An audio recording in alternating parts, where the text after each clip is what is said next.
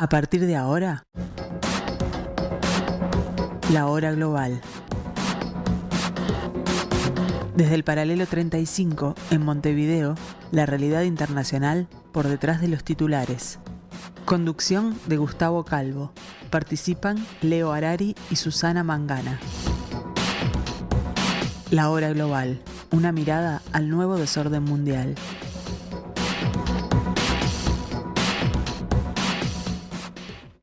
Muy buenas tardes, amigos. 1170M de vuestro dial, por si le preguntan qué está escuchando. Aquí en la tarde de Radio Mundo, en el estudio de Radio Mundo, este es el comienzo de un nuevo capítulo, según mis cuentas, el número 34 de esta sexta temporada de La Hora Global.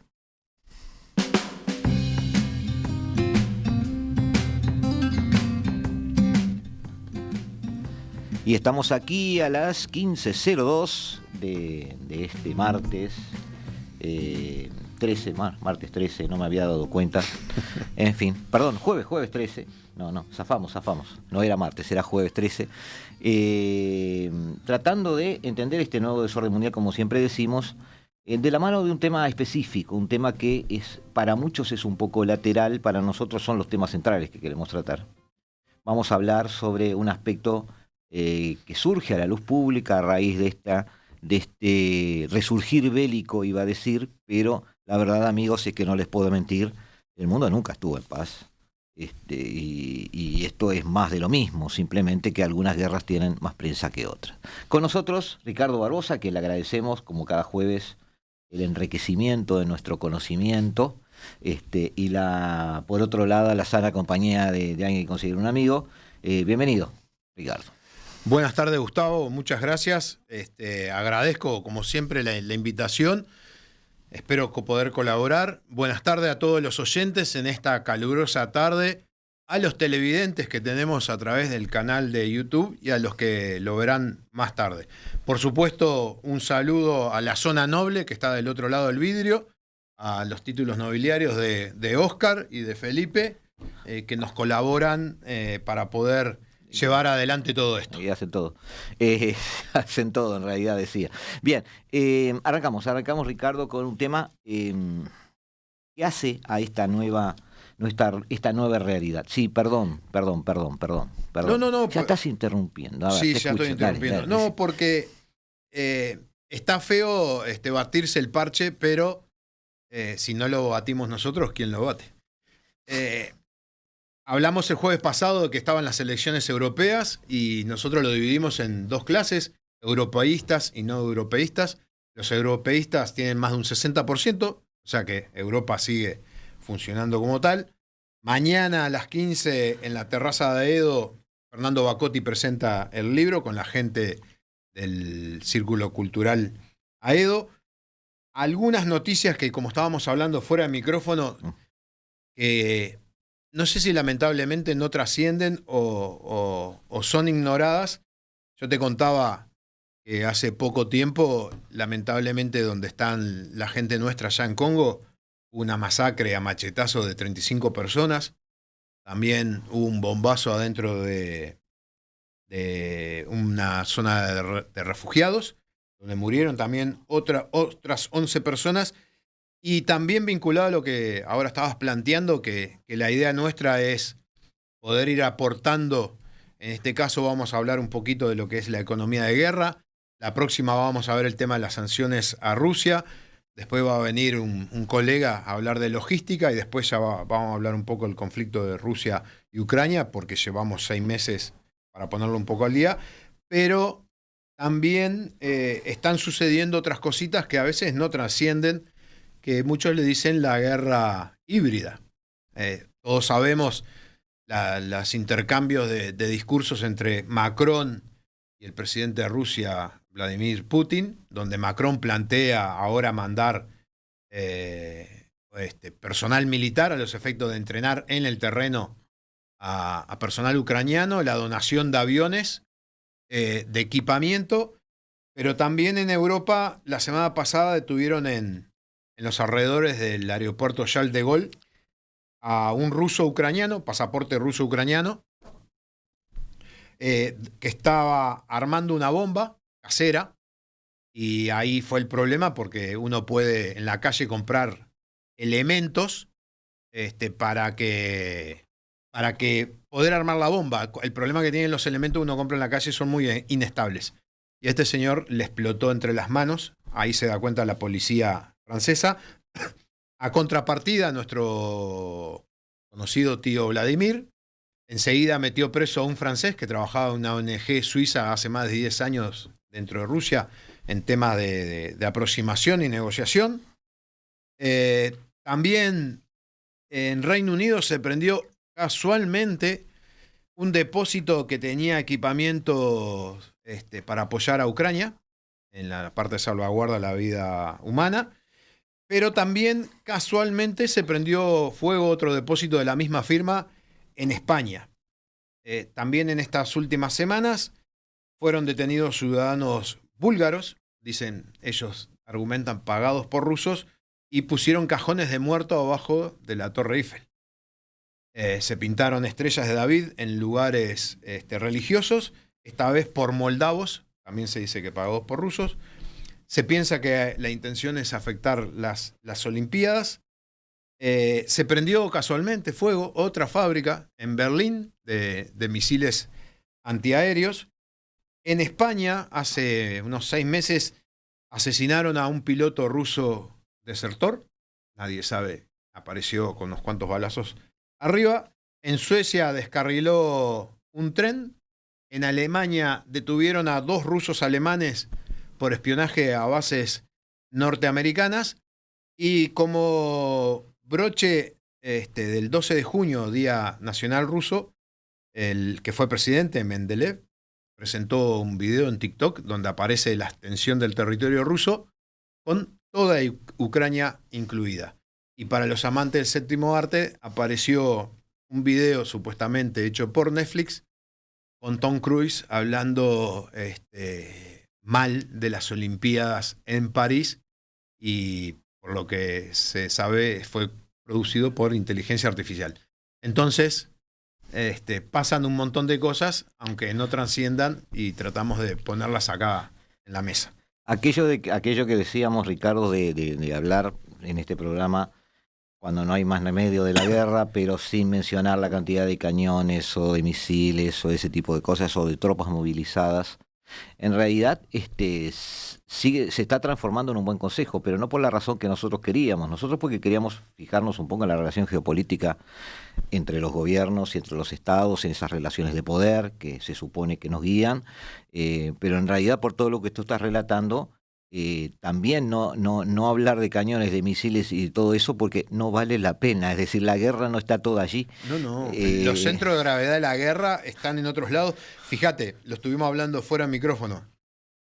Vos estabas maravillado por la foto en La Habana del submarino nuclear entrando. Esto es todo un paradigma. Claro, eso roto, ¿no? en términos marítimos ellos llaman una fuerza de tarea, y es chica, pero está muy bien pensada porque tiene 2 destructores con capacidad antiaérea, antisuperficie y de protección para el submarino nuclear que va con ellos, pero a su vez lleva un buque logístico a los efectos de poder hacer grandes trechos, porque ahora iba a La Habana, de La Habana va para Venezuela, no sé si irá después para Nicaragua y después volverá para Rusia, pero también lleva un remolcador, que si llegás a tener un problema en alta mar, no van a tener que pedir auxilio, porque es un remolcador de altura y rompehielo. Claro. Es decir, vemos entonces a Rusia moviéndose en América con 3 apoyos que ya no podemos llamar ideológicos. No, es intereses. De acuerdo. Entonces, las combinado con lo que yo llamo la gelatina de valores. Sí, las ideologías están transformándose en una especie de excusa, no una guía definitiva para las acciones de nadie. Estamos volviendo a la vieja razón por la cual se forman bloques a nivel global, a nivel mundial. Alianzas basadas en intereses, basadas en administraciones de poder, basadas en ese concepto de que el hombre está en una permanente competencia consigo mismo y con los demás, y que el mundo es una especie de espacio de suma cero, donde si tengo algo es porque te lo tengo que quitar a ti. Claro. Entonces, ese tipo de realidad parecía que la habíamos dejado atrás, por lo que nosotros entendíamos era una especie de evolución cultural, que si hubiera sido verdad, bienvenida sea, pero que de hecho no llegó a concretarse y vemos que cualquier chispa enciende lo que algunos llaman un retroceso. Para mí es volver a la esencia animal del ser humano, ¿no? Claro, capaz que los que ya tenemos alguna cana y varias décadas arriba del lomo, tenemos estos problemas dentro de nuestra mente porque vivimos épocas que las líneas estaban más claras. Un ejemplo sencillo. Recién salió un video de la flamante presidenta de México, que yo te comentaba, Sí. agradeciendo en fluido ruso el mensaje del presidente ruso y planteaba una serie de valores. Y cuando yo leía, obviamente no hablo ruso, leía la traducción, digo, pero ninguno de estos valores coinciden con los que está manejando la actual Rusia. Era realismo mágico eso, ¿no? Claro, entonces a veces, como siempre me dicen, no es un músculo, pero yo le digo el músculo, el cerebro, que lo tenemos que tener entrenado. El pobre sufre esas torsiones porque vivió otras épocas con las cosas muy claras y hoy están bastante mezcladitas. Bueno, volvemos a nuestro tema de hoy, Sí. que es un tema que tiene relación con otros. Voy a llegar a este tema desde otro. De hecho, Europa hoy, para muchos economistas, voy a aislarme un poco por asignatura, por orientación, vamos a llamarle así. Para muchos economistas, Europa está de rodillas. Ha visto cómo su economía sufre un ataque por un lado, pero una dilución por otra, en el sentido de que muchas empresas cierran, muchas industrias se relocalizan, empieza a sufrir pequeñas humillaciones de mercado, ya que estamos hablando de economías de mercado, como que el coche más vendido en el año no es europeo, no es de Estados Unidos, el más vendido en Europa es BYD, que además es el coche que más autos eléctricos vendió este año, ganando la Tesla. Ese tipo de humillaciones son cotidianas ya en Europa. Es decir, las comercializadoras de alimentos ya pasaron a ser chinas. La supervisión, el suministro, de medicamentos en toda Europa ya está a cargo de empresas chinas y muchos de los medicamentos son chinos. Uno de los puertos más eficientes que se están moviendo en Europa son el Pireo y Trieste, que son los que tienen la gestión de empresas chinas. En esa construcción de la nueva ruta de la seda que empezó a hacer y que de alguna manera ahora está dando marcha atrás Europa. Está teniendo mucha atención esa idea de el estado de bienestar. El estado de bienestar fue una especie de, podríamos llamarlo, buque insignia de los argumentos europeos. De aspirina. Debería estar incluso la bandera de la Unión Europea, algo que diga el estado de bienestar. Pero muchos se están preguntando si ese estado de bienestar no era una especie de ídolo con pies de barro. Y los dos pies de barro eran básicamente que Europa de hecho no gastaba nada en defensa y que basaba toda su industrialización y el mantenimiento de su parque tecnológico en energía barata que en su mayoría venía de Rusia. Entonces, una vez que esas dos cosas empiezan a hacer ruido, es decir, Europa empieza a tener que sustituir esa energía por otra más cara, sea del origen que sea, porque ni Estados Unidos le está vendiendo más barato que lo que le vendía a Rusia, sea del origen que sea, y una vez que Europa ve que tiene que volver a repasar los YouTube de cuando Donald Trump era presidente, cuando él les decía que tenían que pagarse su defensa, y empezar a tragarse ese sapo porque tiene que empezar a hacerlo, porque tiene una guerra dentro de su territorio y porque nadie los va a defender.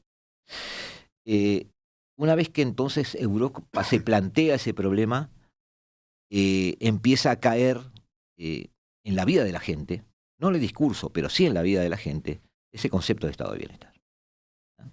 Se empezó a hablar entonces a través de la OTAN de un 2% de lo que se debería invertir por parte de cada país en gastos de defensa, para tomar una línea, ¿no? No decimos que es mucho, no decimos que es poco, simplemente que fue una política a seguir. Pero de los 31 países que componen la OTAN, solo 11, estaba haciendo una lista corta por otro número, solo 11 de esos países cumplen con el compromiso de gastar por lo menos un 2%. No es un requisito indispensable, ya dijimos, para pertenecer a la OTAN. Tenemos allí una tabla que le pasé a Felipe y le agradezco, donde vemos a Polonia y vemos dos círculos, uno celeste y uno azul. El del celeste y el azul es la trepada en los gastos de defensa desde 2015 hasta 2023. Polonia estaba gastando un 2 y pico por ciento de su presupuesto en gasto de defensa y hoy está cerca del 4%. Y ahí tenemos a Grecia, tenemos a Estonia, tenemos a Lituania, tenemos a Finlandia, es decir, esos países que hoy están viéndose tensionados por su ingreso a la OTAN y empezar a blindar su frontera con Rusia, trepando rápidamente todos encima del 2. Allí están esos 11 países que incluyen a Eslovaquia, Reino Unido, Letonia, Letonia junto con Lituania, Estonia, ¿no? Todos esos países, y la propia Rumania también, todos ellos trepando rápidamente por encima del 2%. ¿Por qué sucede esto? Por esa especie de histeria colectiva desde el punto de vista político de que Rusia, luego de Ucrania, seguirá con el resto de Europa, cosa que a lo que no nos adherimos aquí, pero vamos a darlo por cierto. De todas formas, Estados Unidos sigue aportando más de las 2/3 partes del presupuesto de la organización, que equivale más o menos a un 3,5, un 3,52, 3,51 de su PIB, y con eso aporta, como dijimos, más del 66%, 67-68% del presupuesto de la OTAN. En Europa, ese umbral los están, como dijimos, superando los países que comparten frontera con Rusia o con Ucrania. El expansionismo ruso ya es un cuco, un fantasma que recorre Europa en cada reunión. En 2014, antes de que Rusia anexionara Crimea, apenas 3 miembros llegaban al 2%. En 2022 ya eran 7, luego de la invasión a Ucrania, y empezó a dar un salto al compás de la asunción de Joe Biden por un lado y los discursos de Jens Stoltenberg, el secretario general de OTAN, por otro. A este número hay que sumar además la aportación de Suecia, que acaba de convertirse en el mismo número 32, que ya confirma que su gasto militar va a cumplir esos requisitos. Gran agitador, como dijimos, de todo este debate en su momento fue por su negativa a abrir la chequera Donald Trump. Pero el problema, amigos, es que estamos a 6 meses o menos, no saqué bien las cuentas, 11 menos 6, sí, andamos allí, ¿no? 6 meses de que Donald Trump pueda volver a ser el presidente de Estados Unidos. No lo sabemos, pero si lo fuera, va por este tema y va por todo. Es decir, va por volver a ese Estados Unidos aislacionista que supo serlo en algún momento, y muchos dicen que gracias a eso fue su crecimiento interno y su expansión interna hacia el oeste y su gran transformación en un gran país. Otros dicen que no están así, pero es un tema de discusión para historiadores. De hecho, el gasto de defensa empieza a ser el desmistificador de ese estado de bienestar por un lado, y por el otro lado, una nueva preocupación real. Los europeos, hijos de esta generación Z, o no sé cómo llamarla, o X era la que son padres de ellos, integrantes de esta nueva ola woke, afiliados a este sistema de pensamiento, estos sistemas de creencias que implican una especie de nuevo posmodernismo, ven ahora que todos sus gobernantes están preocupadísimos por qué nuevo misil o qué nuevo avión hay que construir. El paradigma de todo esto es la líder de los verdes en Alemania, Annalena Baerbock, que luego de enseñarlos en un video en YouTube cómo plantar tomates antes de ser elegida, terminamos viéndola visitando las fábricas de los F-16 y tratando de comprar F-35. Es decir, de alguna manera hay un cambio de época en Europa, con o sin Rusia, obviamente con Rusia porque es parte del juego, pero hay un cambio de época y a eso queremos referirnos con Ricardo. Unos 5 minutos para terminar el bloque, Ricardo, y enchufamos en el tema. Y la idea es, pero, Gustavo, ¿qué es un gasto de defensa? ¿Qué es una economía de guerra? Bueno, es decir, ¿de qué hablamos? Pero antes, lo que estuviste hablando, que comparto todo lo que dijiste, y no sé si es una maldición o una bendición, porque durante mucho tiempo la pregunta que existía hacia Europa era, las nuevas generaciones que están gobernando en Europa, ¿cómo la van a gobernar ante una amenaza? Porque las primeras generaciones después de la Segunda Guerra Mundial habían vivido la Segunda Guerra Mundial, tenían la amenaza en la puerta de lo que era la Guerra Fría, pero después del 90 que viene el derrumbe de la Unión Soviética, y de eso que vos planteaste, la retracción en el gasto, porque en ese imaginario colectivo de que no había más amenazas, pese que había una pelea por la distribución de las armas de esa amenaza, porque el acuerdo de fronteras de Ucrania con Rusia se basa en la devolución de las armas nucleares de Ucrania hacia Rusia. ¿Cómo iban a reaccionar? Y después, como bien, muy interesante esa gráfica, es lo que siempre hemos hablado acá, es que los hechos son más fuertes.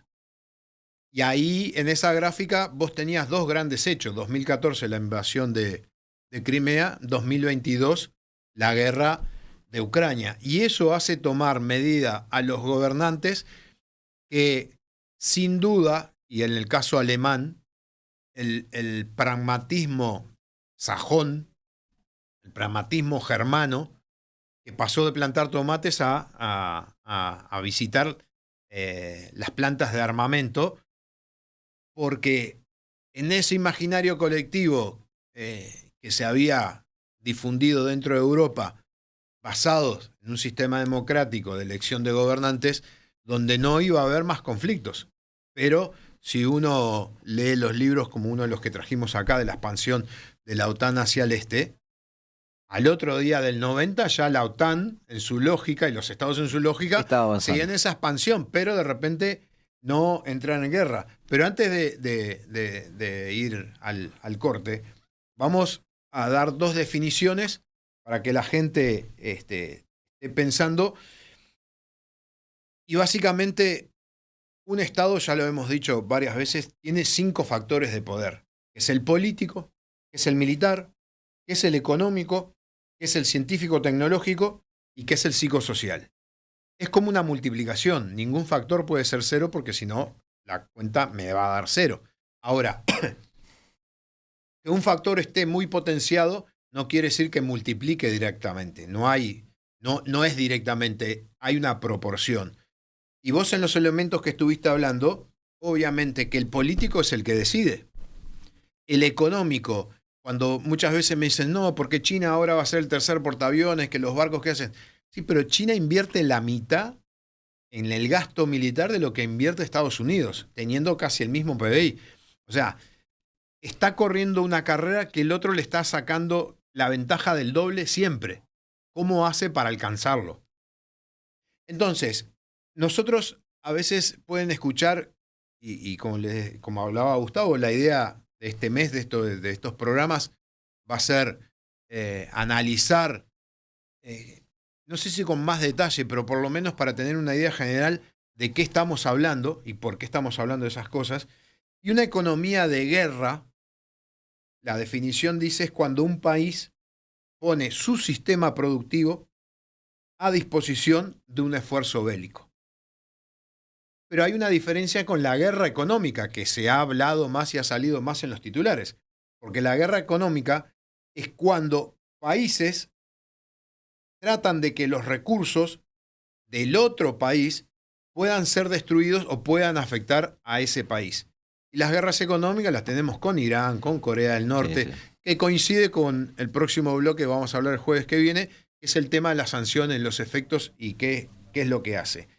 Entonces, la diapositiva que puso Gustavo coincide en que las circunstancias internas o externas del país son las que afectan en la toma de decisión. Sí, yo a esa imagen le llamo la corrida, la carrera hacia el 2%. Claro, porque pero en realidad se trataba de eso. Pero el 2% es un límite imaginario de que de repente, cuando lleguen al 2%, por la velocidad de consumo que tienen los conflictos en lo que está seguramente ahora, no sea suficiente. Seguramente no sea suficiente. Pero es cierto que es un cambio de comportamiento. No hay duda. Ahora, el 2%, obviamente, Estados Unidos invierte casi el 4%. pero no es lo mismo el 4% del PBI de los Estados Unidos que el 4% del PBI de repente de Letonia. Lo que en la gráfica estaba muy interesante, y hoy tiene esas consecuencias, es que Polonia, primera línea frente a los rusos, porque la lógica que hoy impera en la política exterior europea es que si Rusia gana en Ucrania sigue. Descansa y después sigue.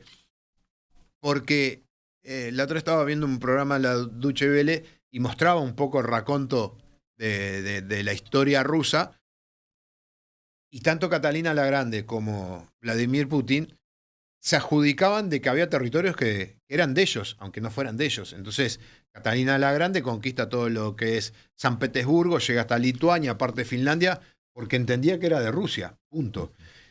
Y Putin tiene un discurso similar. Esto, obviamente, en el caso que vos ponías de Polonia, Polonia dijo, bueno, yo voy a hacer la línea del frente.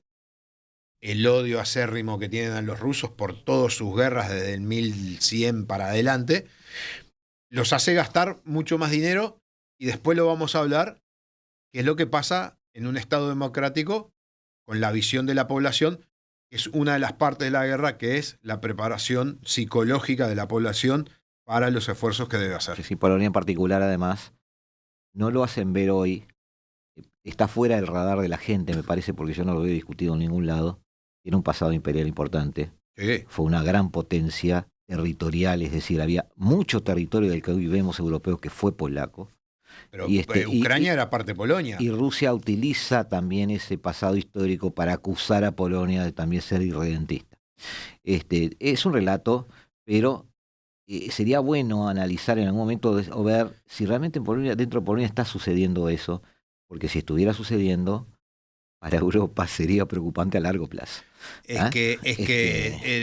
No digo que esté sucediendo. No, pero he leído documentos estratégicos que Polonia está planteando aunar a Alemania, que no está en ese gasto militar por toda esa lógica que tiene de Segunda Guerra y Primera Guerra. Polonia ser la punta de lanza, apoyado económicamente con Alemania, y que sean los fieles de Estados Unidos dentro de Europa. Sí, ellos quieren ese protagonismo. Que quede desplazado Francia. De repente por algo son los estertores de Macron ahora. O un eje París-Varsovia. También. Porque Sí. Alemania por ahora está en un limbo. Vamos a no decir nada porque no sabemos qué pasa, pero Alemania es Alemania. Pero por ahora está en un limbo. Vamos a la primera diapositiva antes de irnos a la tanda. Ya pasamos una medio un poquito rápida. Por lo menos explicamos por dónde vamos. Tenemos muy fácil. Al amigo Putin allí que está meditando, no sé qué está haciendo. Es un gobernante. ¿Qué pasa? La economía de guerra, como la definimos, no tiene que empezar cuando empieza la guerra. Por ejemplo, un documental que ahora está en Netflix, que estábamos hablando sobre el tema de Segunda Guerra, Alemania, sí. que es la transcripción del juicio Nuremberg. Las respuestas y las preguntas muy interesantes. Por ejemplo, Alemania adopta una economía de guerra en el año 33, o sea, 6 años antes. Sí, tal cual. Rusia, para esta guerra, hay información de que prácticamente en el 2000 llega Putin, en el 2010, cerca del 2010, como que ordena la casa, Segunda Guerra Chechenia y todo eso, y a partir del 2010 empieza a armar una economía de guerra para, llegado el momento, invadir Ucrania. Entonces, como lo planteaba, la decisión de tener una economía de guerra, hay un libro que ahora no lo pude conseguir, ni siquiera la tapa, que se llama Cañones o Mantequilla, sí. Que es la postura que vemos ahí al presidente de Rusia, de qué hace, si cañones o mantequilla. Que es la gran frase históricamente referida a en qué gastamos, ¿no? Claro, Sí. Entonces, él gastó un montón en cañones, algo en mantequilla en la Rusia esa europea, pero también hay una asignación finita de recursos, vos dominás más que yo la economía, y tiene que haber un comportamiento racional para que esa inversión pueda lograr los objetivos o los fines. Como dice la imagen, que esos medios sean lo suficientes para que lo asignes a la consecución de un fin. Exactamente. El tema es que muchos no tienen que estar informados, no les tiene que interesar el tema, pero prácticamente desde que terminó la Segunda Guerra Mundial, Rusia acumula equipamiento bélico. Por algo se habla de una reserva de casi 60.000 blindados del año 60 para adelante, que algunos están apareciendo ahora. Era la lógica de la masa industrial. Entonces, era en los que nosotros hablamos muchas veces las hipótesis de conflicto que tiene cada estado. Rusia, como Unión Soviética y como Rusia, siempre tuvo una hipótesis de conflicto muy fuerte y basada más que nada en el medio terrestre, porque es el entorno en que está. Y así fue acumulando material y vendiendo material y a su vez ampliando la lógica industrial para no solo depender de ellos mismos. Y por eso hoy podemos ver que hay material igual que viene Corea del Norte, que viene de Irán, que puede venir de Vietnam, que puede venir de Rumania, Hungría. O sea, hay una lógica, una visión a futuro de un posible conflicto. A eso vamos luego de la tanda, 2 minutos amigos, y ya estamos con ustedes. Estás escuchando La Hora Global, una mirada al nuevo desorden mundial. A 100 por hora, jueves 13 del 6 del 2024, esta es La Hora Global. ¿Qué más puedo decir? Temporada 6, capítulo 34, Ricardo. Asusta, ¿viste? 6 años. Van creciendo. No saqué el total de programas cuánto suma, pero lo vamos a sumar. Tendría que sumar las horas. No me digas eso porque tendría que también sumar las horas de preparación de los programas. Pero vale la pena. Te digo que vale la pena. Vale la pena también por la gente que nos está escuchando, obviamente, y sobre todo por ella. Agradezco algunas devoluciones de gente que tiene como comunicarse con nosotros. Igual siempre está disponible el número de perspectiva. Y seguíamos con esto de economía de guerra. Habíamos hablado de que la guerra se prepara. Se arman presupuestos en base no a una guerra específica, sino a tener un cierto colchón por si sucede algo, de que parece poco profesional, pero es lo más profesional que hay esto, es decir, tener una acumulación de medios previendo conflictos. Claro, es que una de las formas de evitar el conflictos es la disuasión. Si ustedes miran el caso de Ucrania para el 2014, era una mala réplica de lo que era el ejército de la Unión Soviética. A partir de lo de Crimea, hay un cambio muy grande previendo otra posible acción que arranca en el 2014 y en el 2021 ya había batallones ucranianos maniobrando con la OTAN dentro de Ucrania, haciendo ejercicios. Ahora que hablas de disuasión muy rápido, pero yo sé que este programa se está yendo al garete porque el tiempo va más rápido de lo que queremos. El mejor ejemplo de disuasión es en los años 50, poner en el año 50 para fijar algo cerca de la guerra de Corea, por allí, al final de la guerra de Corea, un poquito más, 50 y pico, ya había un grupo de países que tenía la bomba atómica. Sí. No solo Estados Unidos y Rusia, sino Francia. China lo tenía. Bueno, 50 más 50 van a ser 75 años. En 75 años no se usaron en conflictos. No. Es que el gran efecto de la bomba atómica es no usarla. Claro, por eso, ese es el ejemplo que quería apoyar tu... Claro, pero a tal grado de no usarla, que se inventaron, vamos a decir, bombitas atómicas, las tácticas. Se inventaron hasta de neutrones que vos la tirás y en 5 o 10 kilómetros a la redonda matás todo ser vivo, pero a las 24 horas no hay radiación y podés usar todos los equipamientos que quedan. Pero era la lógica de guerra fría de grandes masas. Claro. Ahora estamos en otra, y el problema que vos tenés, que no se lo planteó Europa, ni siquiera Estados Unidos. Vamos, atento, porque Estados Unidos, en su lógica, como cualquier Estado, tiene lo que se llama una tablilla, una planilla, o vamos a hacerlo sencillo, un Excel, sí, donde dice entra tal plata, sale tal plata. Y ahí tenemos un esquema de gastos, de presupuesto. De un Estado cualquiera. Hay pensiones, transferencias a otras, claro, deuda pero pública. Es lo que más o menos tiene cualquier Estado. Sanidad. Bien, y ahí defensa.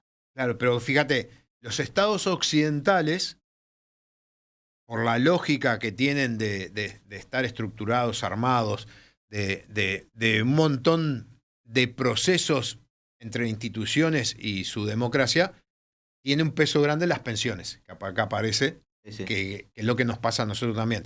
Y tiene ahí un cuadradito llamado defensa que va variando en relación a la situación o a las visiones que tiene a futuro los gobernantes. Ahora, ¿cuál es el problema? Cuando vos te planteás, voy a fabricar material militar, los grandes países que fabrican material militar, India, China, Corea, Japón, Rusia, Estados Unidos, la Unión Europea, Francia, Inglaterra, Alemania, porque Alemania no podía armar sus equipamientos, pero los podía así vender. Bueno, vos tenés que pensar, ¿cuánto vas a necesitar?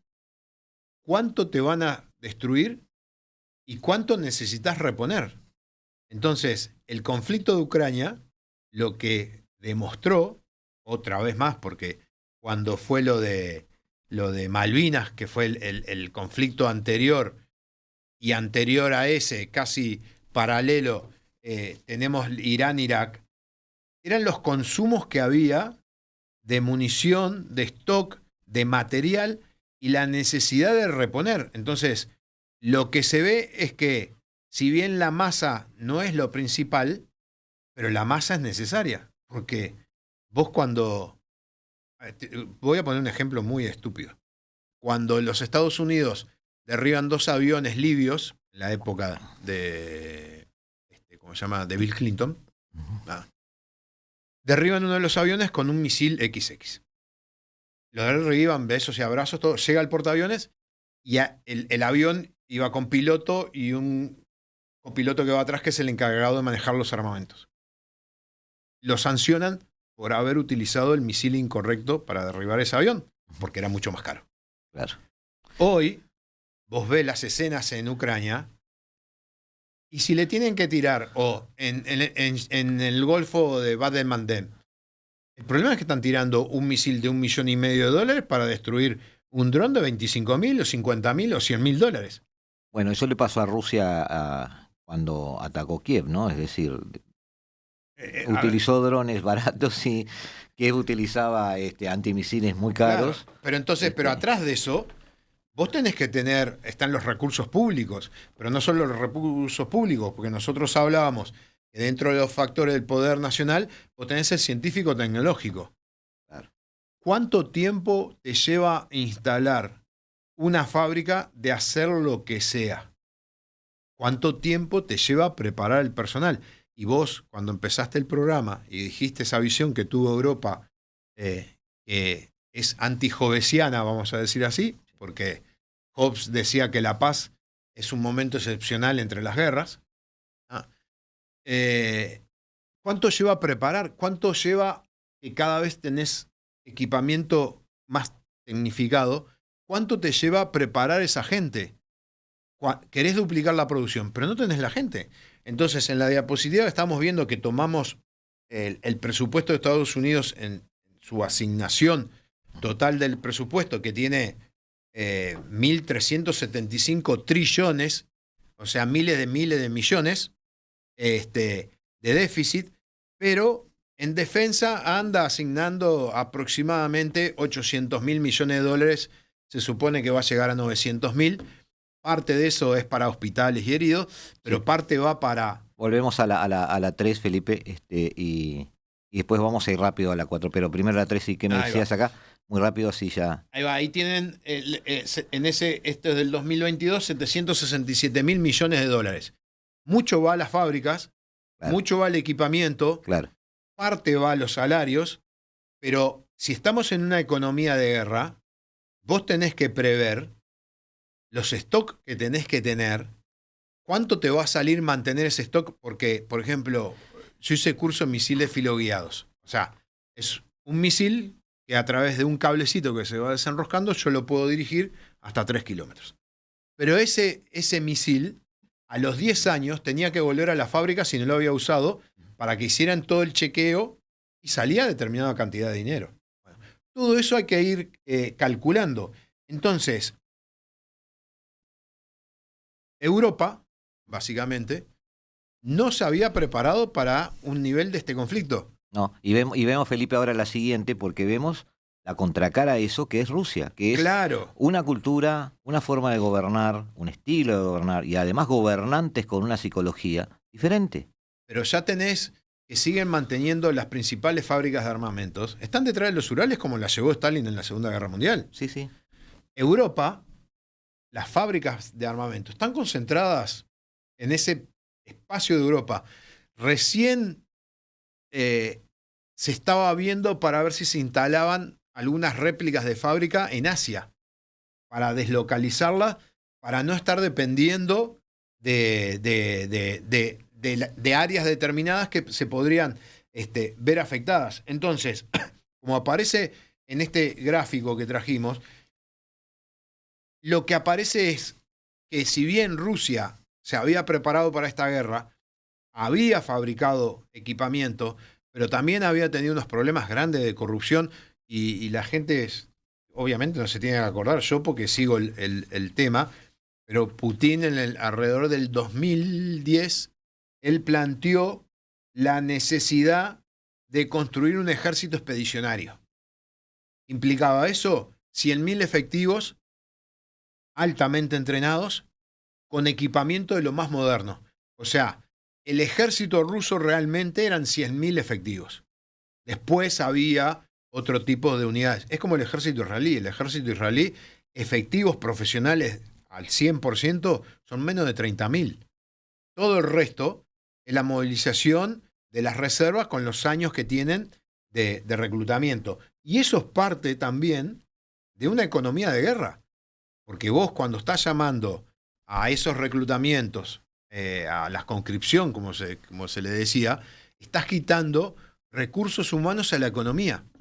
Y vos estás pasando esos recursos humanos a una actividad que si bien es de entrenamiento... Es industrial, activa la economía, pero como tú decís, estás debilitando otras áreas que son... Ahí viene la decisión política. Claro. Israel, por ejemplo, en el 73, después de la guerra Yom Kippur, se dio cuenta que no podía estar dependiendo su economía de guerra de equipamiento extranjero. Entonces, a partir de ahí es que empieza toda esa presencia que tiene al día de hoy de equipamiento militar producido por Israel, para Israel, que se exporta, todo lo que quiera, pero es producido por ellos con los recursos que se tienen. El F-16, por ejemplo, la construcción, el material que se usó para el F-16, se iba a utilizar un tipo de aluminio y no se utilizó ese tipo de aluminio porque el mayor productor de aluminio de ese tipo era en ese momento, en los 80, la Unión Soviética. Entonces dijeron, no podemos hacer el principal avión de combate que era en ese momento y estamos dependiendo de si los otros nos venden minerales o no. Bueno, con los grandes números volvemos en 2 minutos más, Ricardo, para ahora sí comparar esa economía de guerra o no entre Rusia y Occidente, por plantearlo de alguna manera, o China y Occidente, o China y Estados Unidos, o cualquiera de esos comparaciones que podamos hacer ahora en este aspecto en particular. Cómo llevar adelante, cómo planificar, cómo prever y qué psicología seguir frente a una economía de guerra. Ya volvemos. Estás escuchando La Hora Global, una mirada al nuevo desorden mundial. 15:51 de la tarde del jueves 13 de junio, del mes de junio del 2024, con Ricardo Barbosa, intentando entender de dónde viene la idea de una economía de guerra, cómo se maneja y qué efectos tiene. Y mientras hablamos, no queremos que ustedes desperdicien alguna de las imágenes que tenemos. Le pedimos a Felipe ir a las 5 mientras charlamos, para tratar de ir bajando a tierra lo que hemos preparado. Allí tenemos el gasto en armamentos de Estados Unidos, son esos 700 y pico de mil.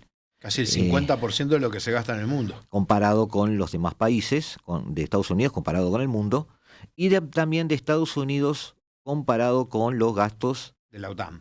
Que ya dijimos que son una torta que es más fácil de que entender. son las 2/3 partes, ya dijimos que con el 3.5 de su presupuesto, Estados Unidos cubre el 66% del presupuesto de la OTAN. Sí, tiene casi el presupuesto que le asigna a la OTAN es un poco más que el presupuesto que se asigna a sí mismo. A ver, para que la gente entienda un poco, economía de guerra obviamente no quiere decir que van a ganar la guerra.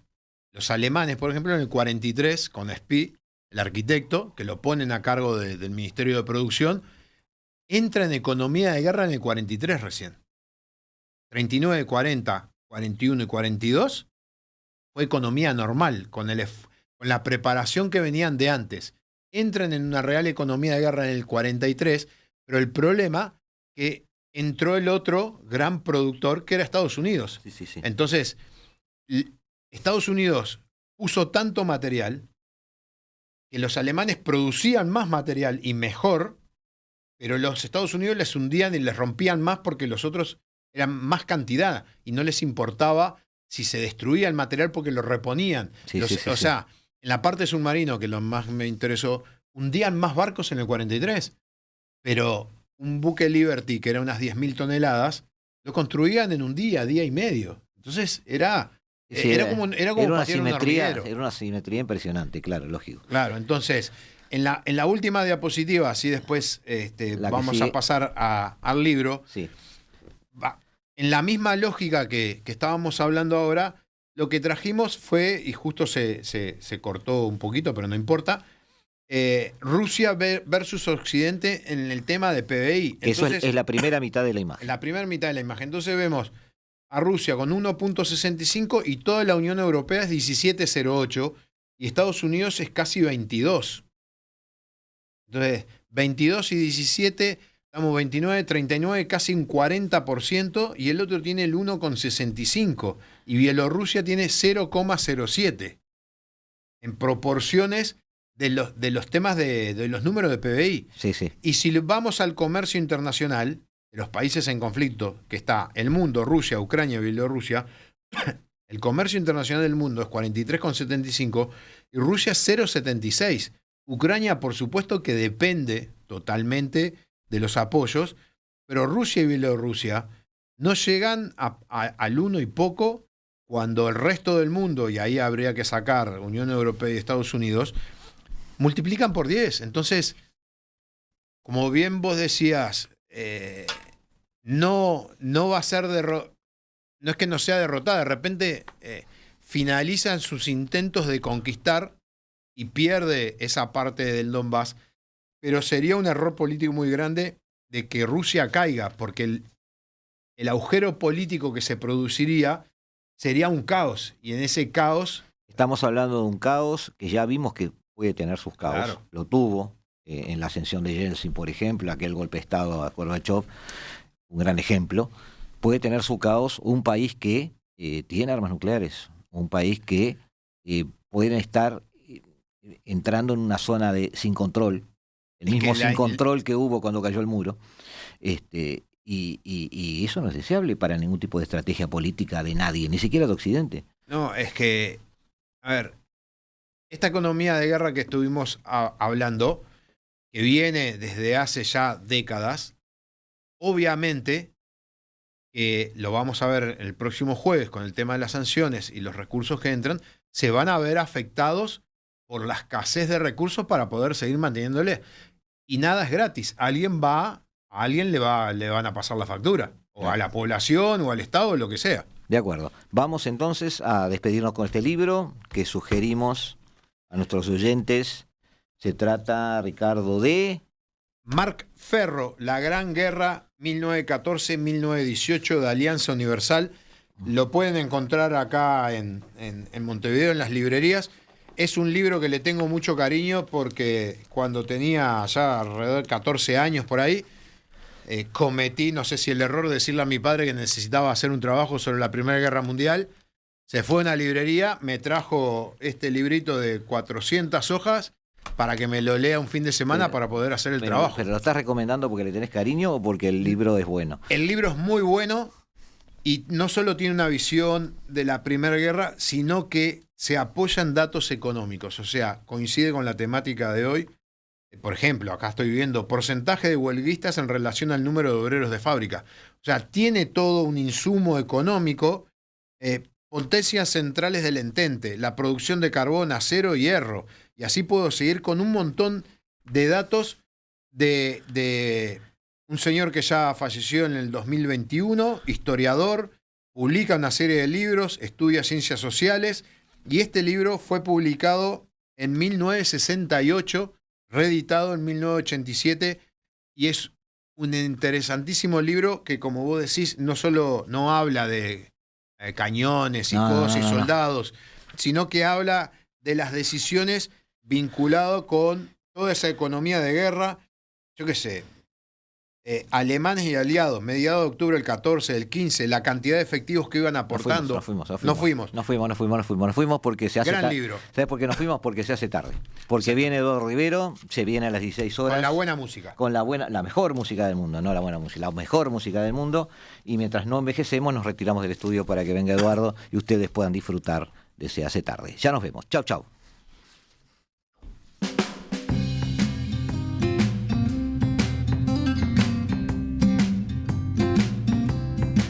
La Hora Global, martes y jueves a las 15 horas. Repite a las 21 horas.